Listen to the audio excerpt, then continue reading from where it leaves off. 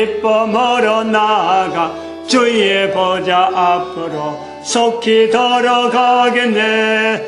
주님의 영광 할렐루야. 잠시 후에 우리 모두 주를 보겠네. 주님의 영광 할렐루야. 영광스러운 보좌 위에 거하신 주, 주님의 영광 할렐루야. 하나님의 자녀여 크게 찬송 부르며 밟고 걸어간 길로 기뻐 멀어 나아가 주의 보좌 앞으로 속히 들어가겠네. 주님의 영광 할렐루야. 만국 백성 천국에서 소리 높여서 주님의 영광 할렐루야. 영원토록 주의 공로 찬양하겠네. 주님의 영광 할렐루야. 하나님의 자녀여 크게 찬송 부르며 밟고 걸어간 길로 기뻐 멀어 나아가 주의 보좌 앞으로 속히 들어가겠네. 주님의 영광 할렐루야. 아멘. 하나님 말씀 창세기 28장 1절에서 4절 말씀 합동합니다. 창세기 28장 1절 4절 말씀 합동합니다. 시작. 이삭이 야곱을 불러 그에게 축복하고 또 부탁하여 가로되 너는 가나안 사람의 딸 중에서 아내를 취하지 말고 일어나 밧담 아람으로 가서 너의 외조부 부두엘 집에 이르러 거기서 너의 외삼촌 라반의 딸 중에서 아내를 취하라. 전능하신 하나님이 내게 복을 주어 너로 생육하고 번성케 하사 너로 여러 족속을 이루게 하시고 아브라함에게 허락하신 복을 내게 주시되 너와 함께한 내 자손에게 주사 너로 하나님이 아브라함에게 주신 땅 곧 너의 우가는 땅을 유업으로 받게 하시기를 원하노라. 아멘. 기도드립니다. 할렐루야. 복된 시간 나에게 주신 것 감사합니다. 평안한 우리 사회 가운데서 이렇게 하나님의 말씀을 통해서 이 민족을 건고하여 주시고 온 인류를 건고하여 주시는 하나님의 거룩한 말씀이 선포되어지고 전달되어질 수 있도록 복 주심을 감사합니다. 마칠 때까지 성령님 인도하여 주시옵소서. 감사하고 예수님의 이름으로 기도드립니다. 아멘. 이 창세기 28장 1절에서 4절에 있는 말씀을 가지고 전도자 이삭이라 하는 제목을 가지고 지금 오늘 세 번째 시간에 들어갔습니다. 처음에 시작할 때는 사실 그랬어요. 이삭에 대해서 전도자라 하기에는 너무 내용이 없는 거예요. 그래서 1시간 정도 하면 안 되겠느냐 할 내용이 너무 참 제한되어 있으니까 스토리가 너무 성경이 없고 그래서 1시간으로 했는데 지금 3시간째 왔어요. 전도자 이삭이라. 전도자 아브라함부터 붙였고 전도자 이삭. 아브라함의 아들이 이삭이고 또 이삭의 아들이 또 야곱이고 넘어가는 그 아브라함과 이삭, 야곱, 이것은 성경에서 아주 중요한 구조로 가지고 있죠. 그 이름이 3개가 연속 나오는 게 굉장히 많아요. 아브라함부터 시작해서 이삭, 야곱은 아주 3 이름이 연속해서 나오는 것이 굉장히 많고 그 이름 끝에 3가지가 나올 때마다 나오는 것이 아브라함의 하나님, 이삭의 하나님, 야곱의 하나님 이렇게 고백하는 이스라엘 백성들이 있더라는 그래서 아담도 전도자고 다 전도자임에도 불구하고 제목을 아브라함부터 특별히 전도자라 부른 것은 이스라엘 백성들이 지금 현재 1945년에 이스라엘 백성들이 있기 때문에 그런 거예요. 없으면요, 사실 이걸 찾아내기를 힘들었어요. 그래서 1945년에 5월달에 해방이라고 하는 또 독립이라고 하는 이스라엘 어떤 그 국가 자체의 탄생, 인류사의 세계 역사 가운데 다시 등장하는 이 이스라엘의 그 자리를 생각해 보면서 아브람부터 전도자라 부르는 특별한 시작을 보는 거예요. 그래서 늘 하는 말씀이지만은 여기 이렇게 갈 때는 항상 고려되어야 될 것이 두 가지가 있는 거예요. 하나는 뭐냐니까 모든 사람은 전도자다 하는 거예요. 그 개연성을, 그 개념을 항상 염두에 둬요. 모든 사람을 전도자라 부를 수 있는 이 개연성, 요 개념, 요걸요 늘 염두에 둬요. 아니 전도자라 부르고 안 부르고는 우리가 할 일이 아니잖아요, 사실은. 그러니까 하나님께서 하나님 앞에 있는 인간은 모두가 다 전도자라고 우리가 같은 피조물로서 그래 불러주는데 우리가 그 마다할 게 없잖아요. 아니라 그러면 하나님께서 아니라 해야 되는데 하나님은 그에 대해서 잠잠하다. 왜 잠잠하느냐? 창세기 1장 27절 28절에 나오는 우리의 형상을 따라 우리의 모양대로 사람을 만들자. 사람은 하나님을 나타내는 전도자의 자리가 처음부터 주어져 있는 거예요. 그리고 이사야서 43장 21절에 19절부터 이사야서 43장 19절에서 21절에 나오는 말씀 중에서 21절인가요? 우리 주보에 있잖아요, 그거는. 응? 주보 맨 앞에 첫 페이지 보면은 43장 19절부터 21절 부분에 이 백성은 내가 나를 위하여 지었나니 이 백성은 내가 나를 위하여 지었나니 하나님 말씀이에요. 응? 나의 찬송을 부르게 하려 함이라. 이 찬송이 전도라. 전도. 하나님을 나타내게 하는 거예요. 여기 모든 인류에게 있는 거예요.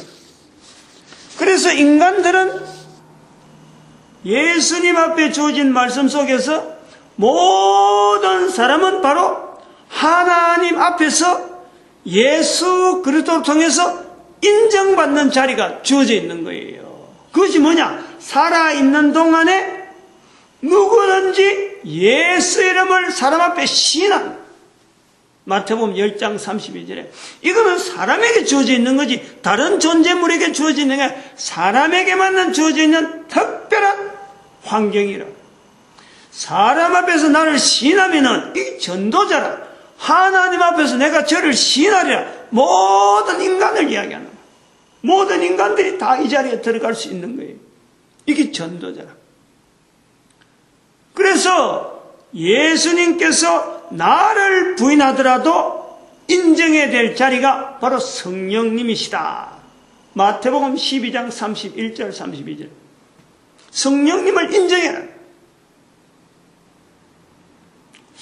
이런 구조가 있는 성경의 구조에서 모든 사람을 전도자로 보겠다는 것 자체를 의도를 가지고 전도자 아브람, 전도자 이삭, 전도자 야곱 그리고 쭉 등장을 시키는데 왜 이름을 그전에도 전도자 아벨이라 했어요. 전도자 에녹이라 했어요. 에녹도 전도자에 다 전도자를 했는데 제목 자체를 아브람부터 하게 되었다라는 것은 1945년에 있는 이스라엘 백성들의 그 위치, 자기들의 조상이라 하고 있으니까 이것 자칫 잘못하면 아브라함을 하여금 우상이 될 수 있는 그런 부분에 정확한 자리를 주기 위해서 아브라함을 같은 우리하고 동급으로 아브라함이나 우리나 지금 현재 있는 이스라엘 백성이나 똑같은 자리를 두기 위해서 전도자 아브라함이라 하는 것을 둔다는 거예요. 그 다음에 이 전도자 아브라함이라 할 때에 또 하나 우리가 고려해야 될 것 중에 하나는 성경의 말씀 자체예요. 이 성경이라고 하는 이 자리를 모든 사람들에게 허락하시는 전도서라는 거예요. 모든 사람을 전도자라 보는 그것 자체가, 기준 자체가 어떻게 전도자로서 생활하고 전도자로 살 것이냐, 어떤 부분이 전도자로 보여지느냐라고 전도자 자리를 만들어가고 전도자 살아가는 이 삶에서 방향을 제시할 수 있는 유일한 텍스트북이 이게 바로 성경이라는 거예요. 그래서 성경을 어떤 특정인이나 특정 단체에게만 읽혀지는 책으로만 제한할 것이 아니라 모든 사람 앞에 보편적으로 읽혀져야 되는 전도서로서 우리가 이걸 보겠다.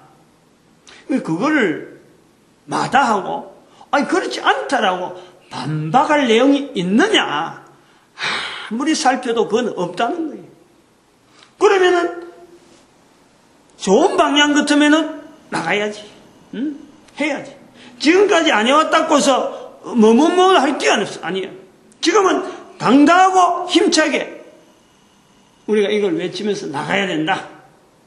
그런 것을 때에 맞춰서, 시기적으로 때에 맞춰서 지금 이 선포를 전도자 아브라함, 전도자 이삭, 이렇게 해서 나아가고 있는 겁니다.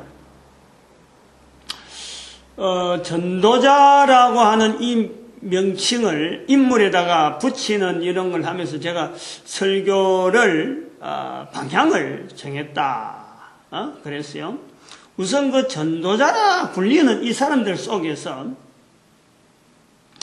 언어가 어떻게 발전되어지냐. 아브라함부터 시작되어지는 이 이스라엘 백성의, 지금 현재 요 있는 이스라엘 백성들의 이 전도자라고 불려지는 이스라엘 백성들의 그 성령님에 대한 언어가 어떻게 변천이 되어지는가라는 것을 살펴보겠다는 거예요. 그런 틈이, 그런 어떤 요소들이 있으면 그때부터 딱 붙잡겠는데, 아직까지는 그런 요소는 지금 아브라함부터 시작해서 나갔는데, 그러나 왜냐하면은 이 요소를 반드시 찾아야 되는 것 중에 하나는 예수님 당시에 예수님께서 성령님에 대한 성령론을 특별히 강론한 게 아니에요. 바로 명령을 했어요. 아버지와 아들과 성령의 이름으로 세례를 주라. 아까도 말씀했지만 마태복음 10장, 마태복음 12장 31절 2절에 있는 성령을 부인하면 안 된다. 입으로, 말로. 그것도 뭐 글로 써라, 뭐 집회를 해서 강론해 이런 게 아니고 말로 성령을 부인하면 안 된다. 오는 세상과, 지금 세상과 오는 세상에도 용서를 받지 못한다. 아주 언급을 했단 말이에요. 그럴 때 사람들이 이걸, 유대인들이 받아들이는 과정에서 뜻밖에도 성령이 뭐냐라고 물어보는 사람이 아무도 없더라고요. 보편적인 지금 과정 속에서 성령을 인정하는 이스라엘 사회를 본 거예요. 그리고 2000년이 지난 지금 1945년에 이 이스라엘 백성들이 지금 다시 또 인류사에 나타난 거 아니에요. 국가의 단체로서 있단 말이에요. 당당하게 정체를 드러내도. 그러면 이 이스라엘 백성들이 예수님 당시에 성령님을 인정하던 그 문화가 될 때까지의 어떤 과정이 있었느냐, 그걸 전도자 걸음에서 찾아보겠다 이 말이죠. 그 다음에는 이 전도자라 부르는 이런 흐름 속에 사람들에게 나타나는 전도 환경, 즉 전도 대상이라든지 자기가 살고 있는 이 삶 자체에서 어떤 부분에서 이 사람이 전도 환경을 보고 지금 우리는 전도자라 부를 것이냐 하는데, 그것이 이제 사람마다 변화되어 가가지고 종고에 가서 이스라엘 백성들이 왜 그리스도를 배척해, 그리스도를 기다리던 이 유대인들이 왜 버리기까지 하고, 그리고 다시 2000년 지난 지금의 나라가 다시 건국되어지느냐 하는 이런 어떤 방향. 그러면 이건 장차 성경을 통해서 모든 사람을 전도자로 보는 이런 시점을 두고 앞으로 두고 가는 인류의 역사 가운데 이거는 분명한 방향이 있을 것이다. 분명한 방향이 있어. 우리가 인류가 그냥 뭐 흩어져서 콩가루처럼 뭐 이리저리 지 마음대로 사는 거 아니다. 분명한 하나님께서 창조에서 지금 질서가 분명한 질서가 있다는 것은 반드시 분명한 방향이 있다. 이렇게 뭐 지난대로 뭐 뭐 문명 발달, 뭐 내 마음대로 뭐 하는 이런 것처럼 보이지만은 결국에는 인류는 어느 일정한 방향을 나아가고 있는데 그 방향을 예측할 수 있는 시대가 언젠가는 도달할 거다. 이렇게 하나의 방향을 제시해 보는 거예요. 인류 발달사에, 인류사에, 이 문명에 대한, 안 그러면 인류사를 예측할 수 있다는 것은요, 굉장히 중요한 거예요, 이건. 대단히 중요한. 그건 오래 전부터 있었는데, 그것에 대해서 일반화가 되지 못한 이런 부분에 대해서 이제는 이걸 알리고, 이걸 보편화시키는데 일조를 하는 그런 내용이 아닌가, 그렇게 접근을 하는 거죠. 그래서 이 내용들이 앞으로 이제 그 성경에서, 토라에 있는 내용이냐, 안 그러면은 그 선지서라 하는 너비임에 있겠느냐, 안 그러면 성문서라 할 수 있는 케투빔에 있느냐, 이런 어떤 성경의, 구약 성경의 세 구조에, 이 현재에 존재하고 있는 이 전도자들의 위치, 또 그들이 언어가 어느 언어에서 제일 많이 이게 인용이 되어지고, 이렇게 활용이 되어지는가, 이런 것을 통해서 성경이라고 하는 이 전도서를 한번 살펴보는 거예요. 전도자 이삭이라고 하는 것에서 5가지 주제를 가지고 지금까지 진행을 하려고 했습니다. 근데 4가지는 지금 했어요. 4가지는 했는데 오늘 이제 5가지 하고 마무리를 하려고 하죠. 마무리를 하려고 하는데 우선 이 4가지를 넘어오면서 우리가 한번 정리를 해보는 것은 첫 번째는 언어. 이 언어가, 전도 언어가 그 사람에게도 아브라함에게 전도의 언어가 하나님에 대한 언어죠. 하나님에 대한 언어, 표현 언어가 신앙 언어라고 볼 수 있고 하나님에 대한 표현 언어, 또 전도 언어라고 할 수 있는 이 언어가 아브라함에게서는 땅의 하나님, 하늘의 하나님 하고 불렸다면은 창세기 24장 1절에서 4절 말씀 가운데 그러나 오늘 읽은 본문에서 이삭에게서는 하나님에 대하여 전능하신 하나님이라 부르는 이 칭호의 변화, 이것은 우리가 아주 중요한 거예요. 두 사람 사이에 오랜 기간 동안 있은 것도 아니고, 또 두 사람이 아버지가 아들에게 야, 하나님은 부를 때에는 땅의 하나님에 불러야 돼, 하늘의 하나님에 불러야 돼 라고 하는 어떤 강의를 했는지 안 했는지 모르지만 이 두 사이가 아버지와 아들 사이인데도 불구하고 이것이 차이가 있다는 거예요. 이건 중요한 거예요. 시대가 넘어가지고 환경이 다르고 문화가 다르다.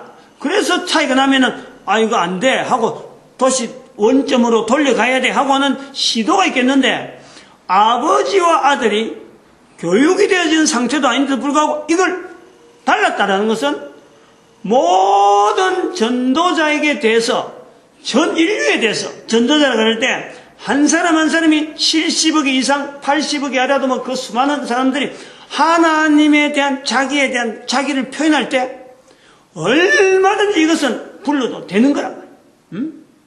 이걸 우리가 보는 거예요. 전도자 이삭에 대해서. 그 다음에 두 번째는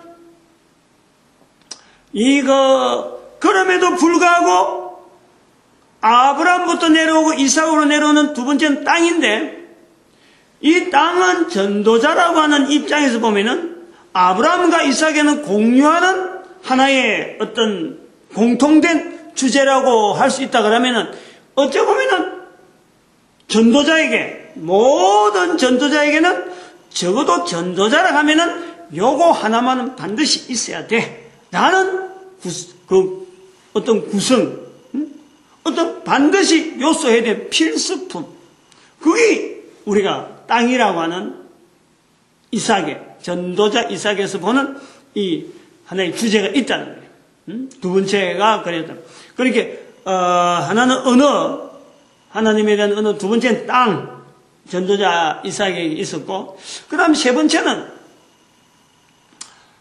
아브라함부터 내려오는 언약인데, 이것이 언약이 하나님으로부터 내려오는, 아브라함에게 내려오는 약속을 언약이라 하고 이렇게 봤는데, 이 언약을 통해서, 언약은 보이지 않는 거고, 보이지 않는 언약을 몸으로 나타내는 것이 할례라.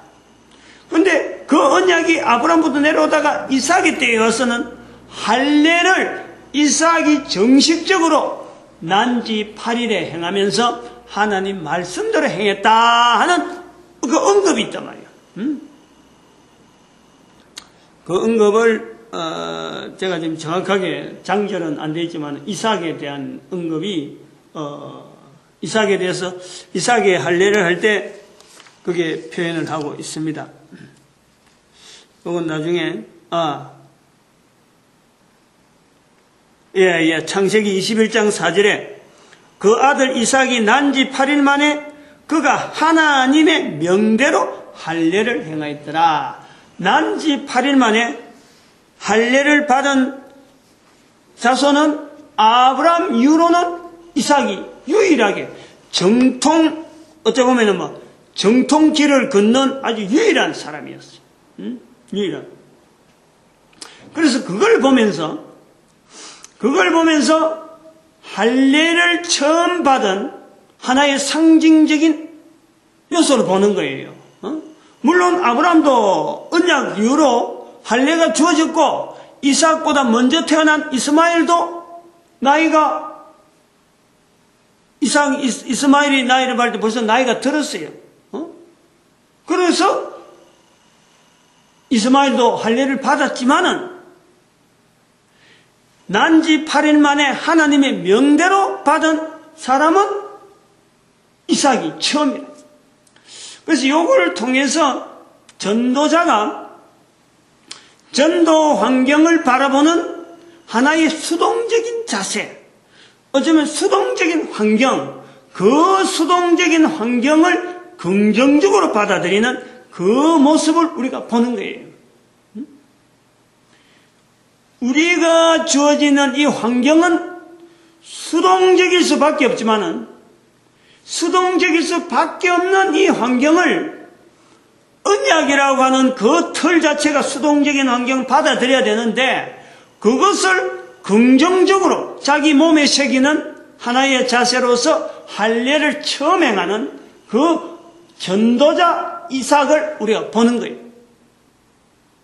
그리고 언약이 그렇다면은 수동적인 환경에 수동적으로 받아들이면서 그걸 긍정적으로 거부하고 부정적으로 한다든지 안 그러면 불평한다든지 이러지 않고 그것 자체를 그대로 받아들이면서 이걸 긍정적으로 받아들인다는 그것이 우리가 전도자로서 나가는 각 사람의 삶에 여러 달라지는 수많이 그 환경 자체의 요소를 보면 너무너무 다른 거예요. 사람마다 70억의 인구가 누리는 그 환경은요 70억의 인구만큼의 환경이 다 다른 거예요. 똑같은 환경이 없어요.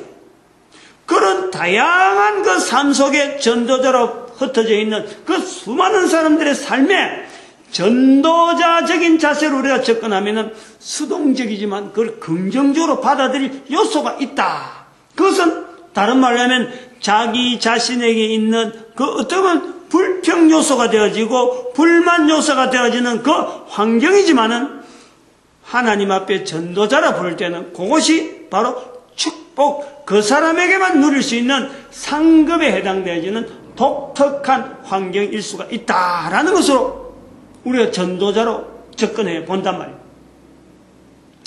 그러면은 이제는 언어, 토지, 땅, 그 다음에는 언약, 그래 있으면은 네 번째가 뭐냐니까 이 언약이 나중에 아브라함부터 내려오는 언약, 이삭에부터 내려오는 언약, 그 언약이 나중에 구약 성경에는 전체가 다 언약으로 되어 있는데 이것이 나중에 바울에 의해서 갈라디아서 4장에 의해서 이 언약 자체에서 미처 전체가 언약으로 도배가 되어 있는 것 같은데 이 언약에서 두 언약이라는 개념이 나오는 거예요. 두 언약이. 두 언약이라는 개념이 나오면서 아브라함에게 있는 두 아내, 사라와 하갈, 두 아내가 그것 자체도 언약이다 이런 거예요. 이거를 바울이 해석하면서 받아들이면서 그게 두 언약이다 하고 언약을 쪼개버리는 거예요. 아주 중요한 이 요소입니다. 이거는 대단히 중요한 요소. 언약을 쪼개놓고는 언약에서 내려오는 하나의 이삭으로 내려와가지고 그 언약을 내로 말미암아 나로 말미암아 즉 사도 바울을 통해서라든지 안 그러면 이삭을 통해서라든지 자기 자신을 통해서 고유하게 넘어갈 수 있는 또 다른 하나의 흐름, 통로, 자기가 인정하면서 나를 통해서 흘러가고 있다라고 인정하는 그것 자체, 그것을 약속이라고 부르는 약속. 갈라디아서 4장 28절에 약속의 자녀라 부르는 거예요.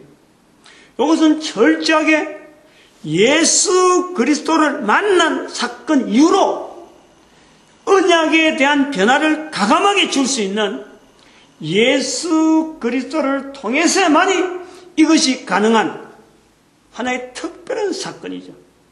언약을 세 번째는 언약인데 네 번째는 약속이래. 약속이라는 단어가 시작되었다. 어쩌면 이것은 아까도 잠깐 말씀한 성령님을 통해서 언어의 전도 언어가 어떻게 변천되어 가는가라는 것을 우리가 추정해 볼 때 이건 아주 중요한 이삭에 있어서 요소다.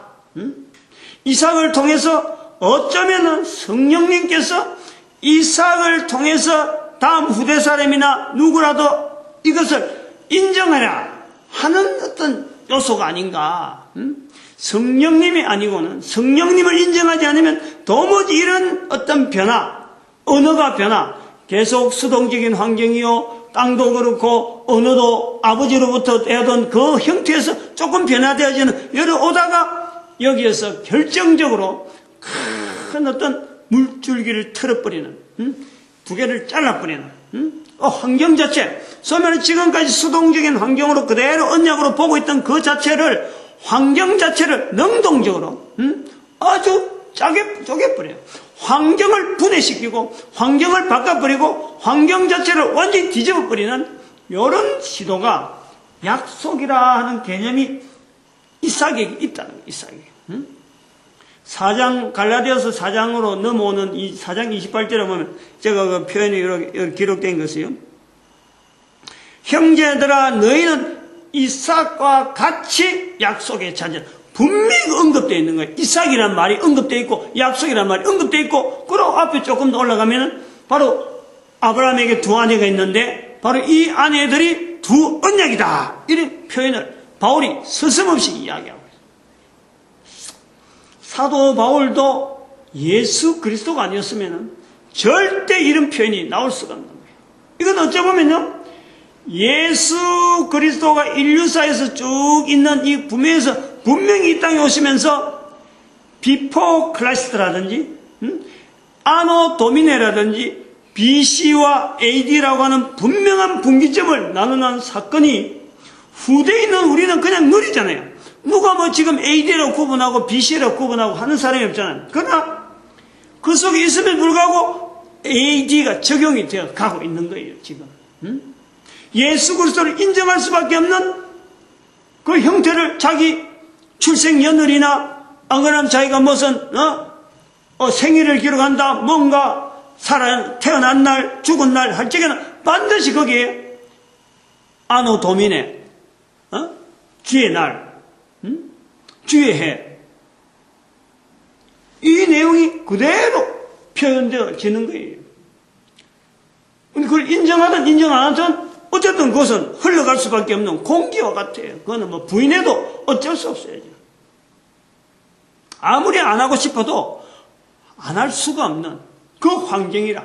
이렇게 주어지는 사도 바울에게도 그런 형태로 주어졌음에도 불구하고 그 흐름을 그냥 그대로 옛날에부터 주어지는 그 환경 자체와 예수 그리스도를 통해서 주어지는 이 물줄기 두 개를 만나고 나서는 손을 들어주는 거예요. 손을. 예수 그리스도 쪽으로 손을 들어주는 거예요.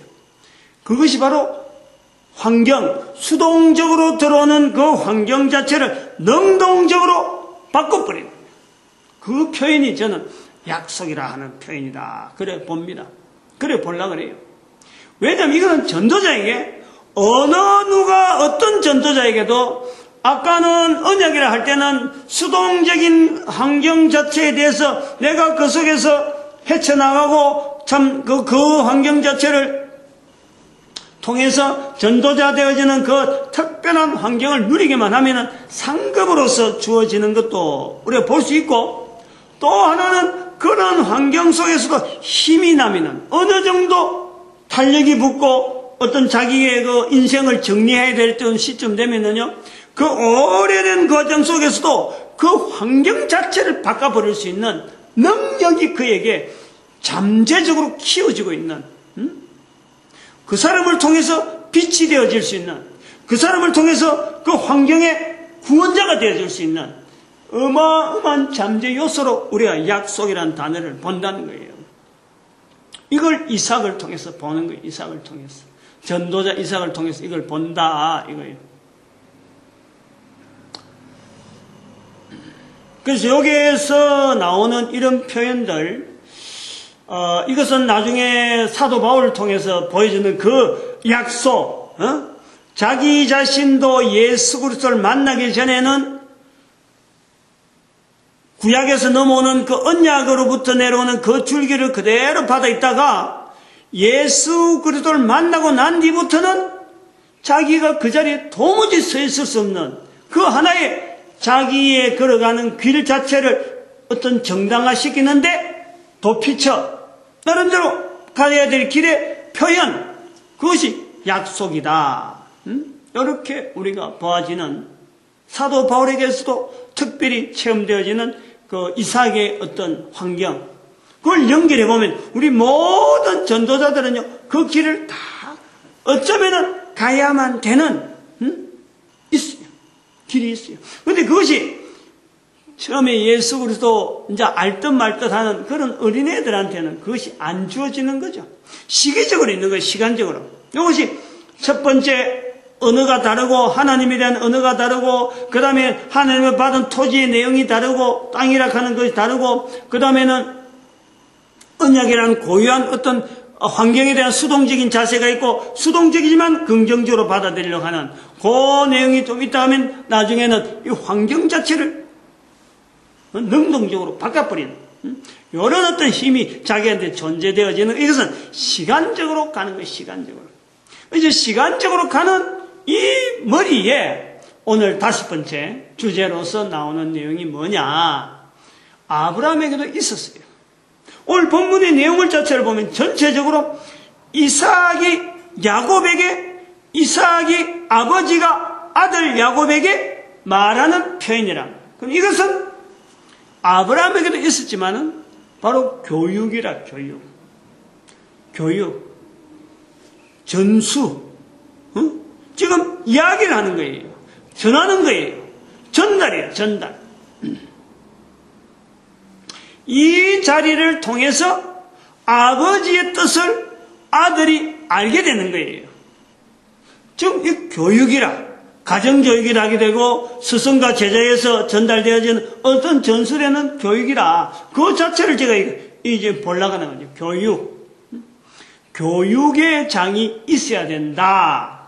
전도자는 반드시 교육의 장이 있어야 된다. 아브라함에게도 있었어요. 자기 자손들에게 하나님께서 너와 내 자손에게 이 땅을 주리라. 430년 후에 주겠다라고 하는 그 말씀을 아브라함이 받았을 때 자손이 가져야 되니까, 자손이 가져야 되는 것에 대한 아브라함의 계산 방법은 아들이 하나 있는데 이 아들로 하여금 그 땅에 있는 며느리를 맞이하면은 나중에 뒤섞여 버리겠다.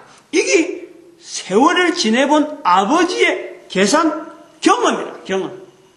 뒤섞여 버리면은 너와 내 자신이라는 이 땅에 대한 구분이 안 되니까 이거 구분하기 위해서 할 수 있는 방편이 뭐냐?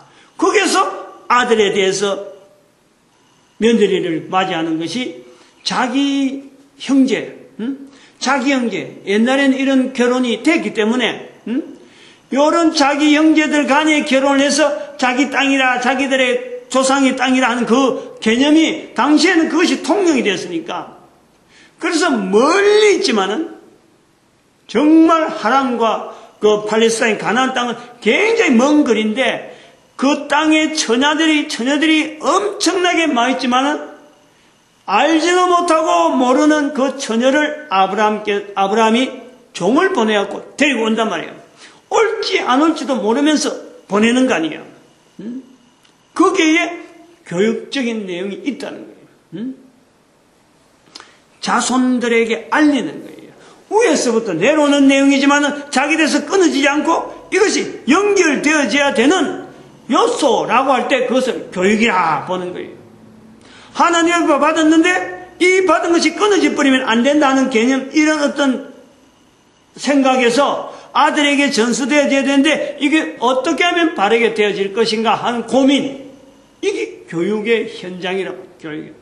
전도자는 이삭을 통해서 오늘 우리는 또 한 번 이삭도 아들에게 하나님이 아브라함에게 내리신 복을 너와 내 자손이 받기를 바란다 하는 표현이 있다는 거예요.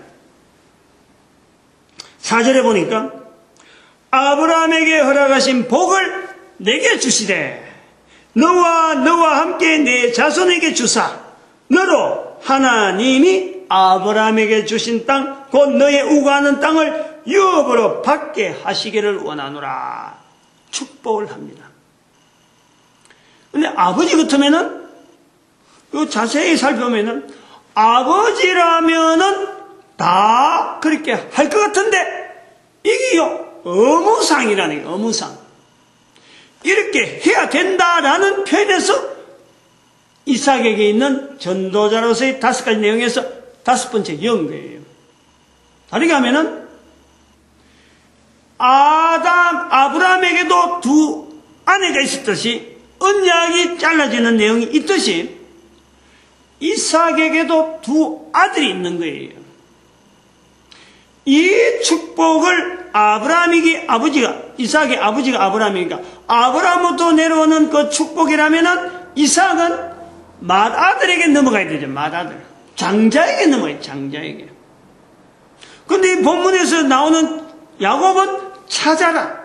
이 복이 나올 수 없는 상태가 있는데 이 복을 아버지 이삭은 찾아 야곱에게 선포를 하는 거예요.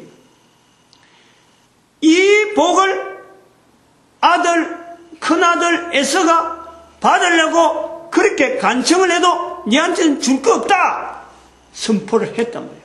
이미 그 전에 27장에서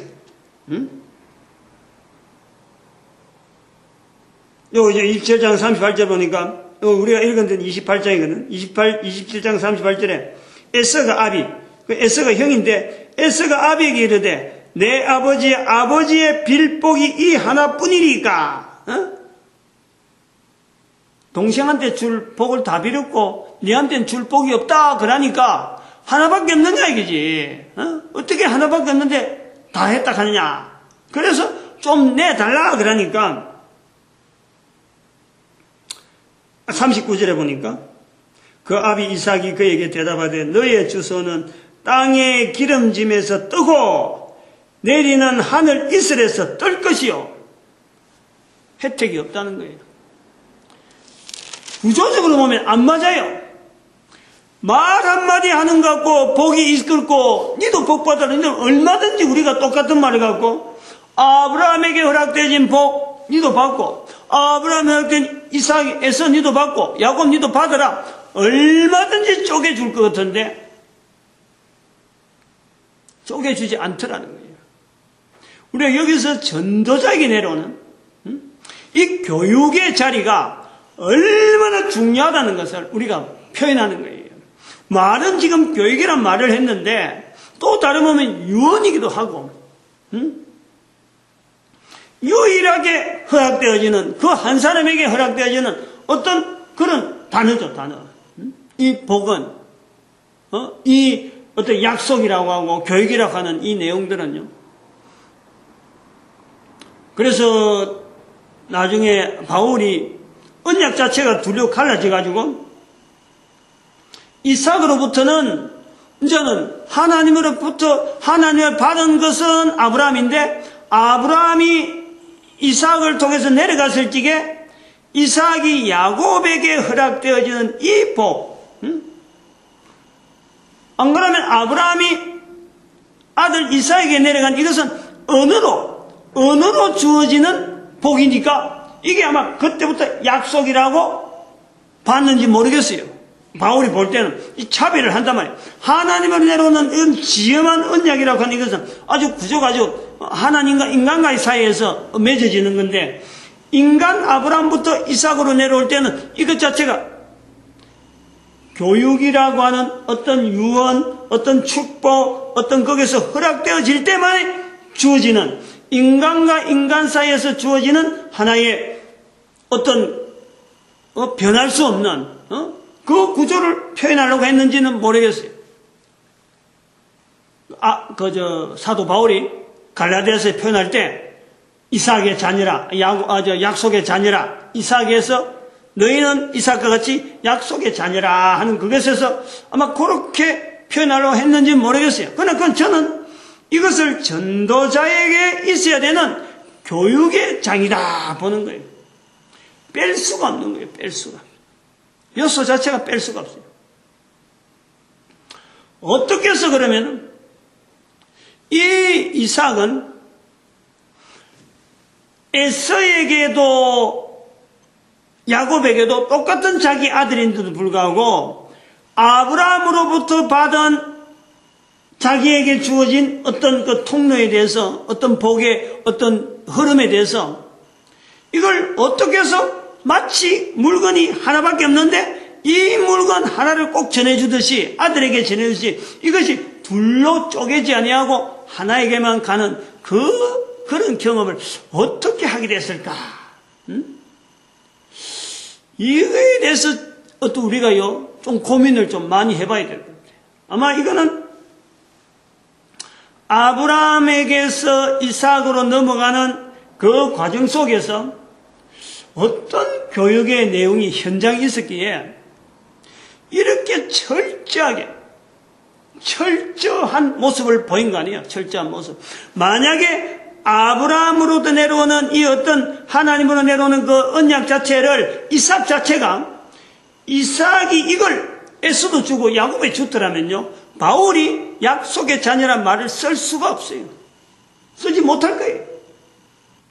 왜냐하면 말만 가지고 이렇게 하고 저렇게 하고 마음대로 할 수 얼마든지 그런 요소가 있는데도 불구하고 마치 물건 하나가 밖에 없는 물건 하나를 두고 에서에게는 안 주고 야곱에게만 주는 그 모습을 통해서 사도 바울이 약속이라고 하는 이 단어를 꽉 붙잡고 있잖아요.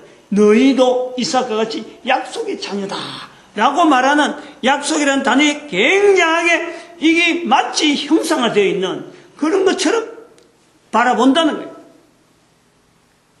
어떻게 해서 이삭은 성경의 자녀 교육에 대해서 아니면 주어지는 아브라함부터 주어지는 이 어떤 하나님으로 주어진 언약의 흐름에서 자기 자신을 이렇게 아무나한테 막 이렇게 나타내지 않는 그 복의 내용을 얼마든지 말하고 얼마든지 아니면 동네 마이크를 갖고 여러 수 사람들이 있는 데 가서 말해야 되는데 불구하고 그걸 말하지 아니하고 또 27장에는 아들 에서에게 먼저 내한테 네 주겠다. 그래서 내한테 기분 좋게 만들어라. 내가 먹고 편안해서 마음껏 너를 위해서 축복하겠다. 라고 한 에서만 겨냥하고 있다가 이것이 바뀌어져 버리잖아요. 이게 바뀌어지잖아요. 한 장 사이에 에서에게는 축복하지 아니하고 야곱에게는 축복하는 마치 이 약속이라는 자체를 이것 자체를 눈에는 안 보이지만 입에서 나오는 말인데도 불구하고 이 말 자체를 아주 뭐 포장하고 간수를 잘 해가지고 아무데나 내뱉지 않는 이런 어떤 형태를 보여주는 이 이삭의 삶에 어떻게 해서 이렇게 주어진 것이 있을까? 자기에게만 가져 있다. 그리고 내가 내뿜으면 이것은 간다. 라는 것처럼 아주 확실한 입에서 수도 없이 하는 말 가운데서도 얼마든지 막 오늘 했다가 내일 이 사람한테 하고 모레 하고 막 사람마다 날마다 또 할 수 있는 이런 말인데도 불구하고 이걸 마치 자기 몸에 탁 품고 있는 하나의 형태화된 하나밖에 없는 것처럼 한 사람에게만 우준하게 지속적으로 방향을 정하고 나아갈 수 있고 선포하는가? 요걸 우리가 보는 거예요. 요걸. 교육이라는 것은 바로 요걸 보는 거예요. 요것이 전도자에게 있다라는 거예요. 전도자에게 누구나 어느 누구에게든지 나이가 들면요 이것은 누구나 있을 수가 있다는 거예요. 요걸 두고 일단 이삭이 가지고 있던 그 성경에서 너무나 빈약한 그 어떤 내용에서 볼 때 도대체 이삭의 요소에서 이삭의 삶을 기록되어진 내용만 갖고 볼 때는 이게 어디에서 연결되어질까 찾기가 힘들어요. 저는 이제 그것을 어디서 찾았냐 생각해 보냐 하면은 아브라함이 모리아 산으로 가서 아들 이삭에게 보여준 죽이려고 하는 그 순간을 이 이삭은 도대체 그때는 전도자 아브라함 할 때는 아브라함 입장에서만 봤지만은 모리아 산에서 제물이 되어서 죽어는 장이 죽기 바로 직전에 살아간 것이 아니야. 이삭은 그렇다는 거예요.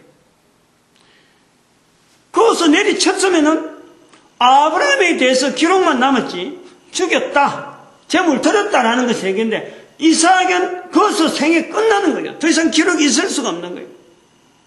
그러면 이런 기록은 자기 스스로가 뭐 기록하려고 한 것도 아니고 성경에 기록되려고 한 그런 건 아니지만은 그 사건 이후에 살아가는 이삭의 삶 속에서 어떤 내용을 가지고 살아갔을까?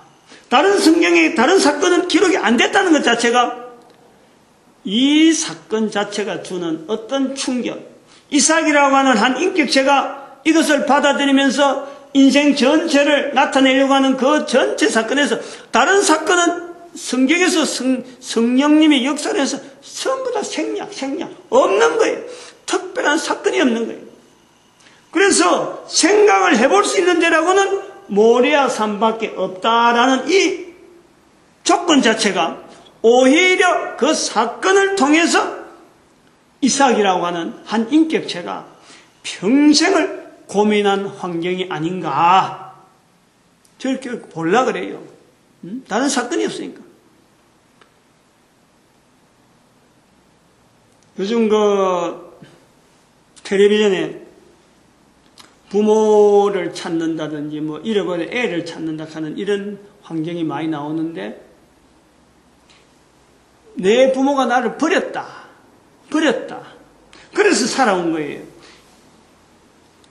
이것이 텔레비 보는 사람은 부모한테 안 버림받고 또 버린 부모도 버린 자녀가 없기 때문에 예사로 구경거리고 그냥 들리는 거지만은 그 한 사람이 살아오는 삶 속에서 그 자체가 떠날 수가 없는 거예요.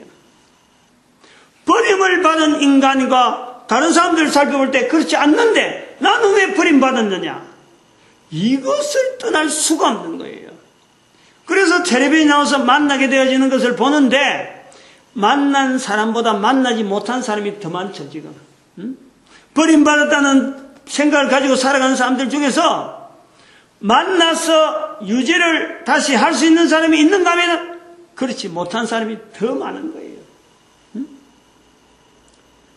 그러면 그 사람들의 삶 속에는요, 남들하고 다른 그 조건에 대해서 그 자체가 얼마나 많이 고민이 되어지고 그것 때문에 인생 전체 방향이 다른 사람하고는 전혀 다른 방향으로 갈 수밖에 없는 거예요. 영향을 줄 수밖에 없어요. 아까도 말씀했지만 언약이라고 하는 이 사건 자체를 수동적인 환경으로 받아보는 것처럼 나에게 주어지는 그 환경, 내가 어떤 결정을 한 게 아니고 선조들에 의해서 아버지 엄마를 통해서 그로도 주어진 내 살고 있는 이 지금 어떤 지역적인 조건 때문에 내한테 주어지는 이런 조건에서 내가 불평을 하려하면요 끝도 없는 거예요. 끝도 없는 거예요. 그러한 내용을 가지고 있는 이삭이라는 거죠. 자기가 지금 아버지한테 나이 많은 나이가 100세가 넘은 아버지 앞에 자기는 지금 죽으려고 편안히 했는지 뭐냐 어쨌든 묵혀 있었던 거지. 그림으로 보면 묵혀 있는 거예요. 짐승 묵히듯이 묵히고 있었던 거예요. 그때에 대신 죽은 그 양이 없었더라면 또 하나님께서 그때 그걸 맡기지 않았더라면 자기는 지금 살 수 없는 거예요. 살아있는 게 아니에요. 산다는 게 사는 것이 아니고 죽었던 목숨이 사는 거예요. 죽었던 목숨. 분명한 죽음을 체험한 이삭에 대한 어떤 자세를 우리가 본단 말이에요. 아주 특별한 경험을 가지고 그것을 전생에 자기 인생 전체에 걸쳐서 비교해 보는 거예요. 도대체 나는 왜 살아야 되느냐? 내가 살아야 될 이유가 뭐냐? 그때 죽어도 지금 이 살아서 지금 죽으나 달라질 게 없는 거예요. 달라질 게 없어. 그때 죽을 때는 오히려 내가 지금 어쩌면 편안하게 하나님 품속에 있는 그런 걸 내가 누리고 있을 수 있어요. 그러나 그 당시 죽지 않고 지금 살았다 하는 살아있는 기간 동안에 도대체 이 이삭은 왜 사는지에 대한 분명한 이유를 발견하는 거예요. 즉 자기에게 주어지는 이 축복 이것을 어쨌든 간에 전해야 되는 거예요. 누구한테 받아가야 될지 에서가 될지 야곱이 될지 어쨌든 간에 또 다른 사람이 될지는 모르지만 이 축복을 전하는 다시 하면 교육이라고 하는 이 장면은요 우리에게 해도 되고 안 해도 되는 게 아니고 이거는 필연적으로 우리가 살아있다는 것. 먼저 살은 선조가 되든지 부모가 되든지 안 그러면 스승이 되든지 먼저 산 자가 있어서 깨달아지는 인생의 여러 가지 모습 속에서 다음에 오는 사람에게는요 반드시 남겨야 된다. 몸만 남게 되는 게 아니고 깨달은 바, 삶의 지혜, 깨달은 바, 자기가 살아야 될 분명한 이유, 그 이유, 그거 없는 사람이 없단 말이에요. 70억의 인구 중에서 자기가 존재하는 이유에 대해서 나름대로 알맹이를 가지지 않는 사람이 없는 거예요. 모든 사람이 다 있단 말이에요. 그 있는 걸 가지고 반드시 다음 때에 자기가 깨달은 바, 자기가 알고 있는 바, 자기가 믿고 있는 바, 그 내용을 알려야 될 반드시 상대에 대한 배려. 이것이 교육이라고 해요. 이것이 교육.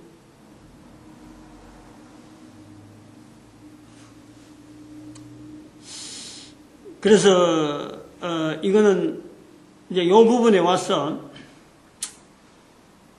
필요하고 참 중요한 거는 우리가 보는데